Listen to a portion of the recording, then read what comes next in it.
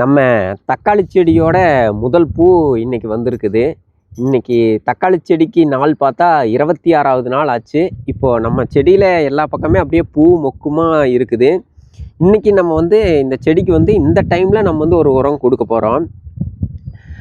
13க்கு 045ங்கிற உரம் தான் கொடுக்க போகிறோம். அது இந்த ஸ்டேஜில் கொடுக்கறதுக்கு சரியான உரமாக இருக்கும். அடுத்தது இதுக்கு முன்னாடி நம்ம 19க்கு 19 கொடுத்துருக்குறோம். அந்த உரம் பார்த்தீங்கன்னா செடியோட வளர்ச்சிக்கு நம்ம கொடுத்துருக்குறோம். எந்த அளவுக்கு செடி வளர்ச்சி இருக்குதுன்னு பாருங்கள். இலை எல்லாமே எவ்வளோ நல்லா இருக்குது.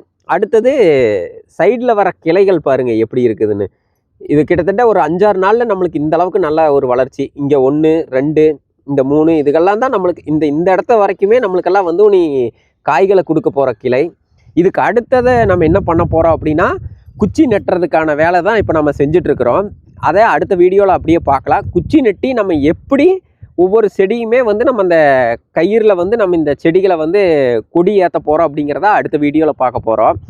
அதுக்கு தொடர்ந்து ஃபாலோ பண்ணுங்கள்.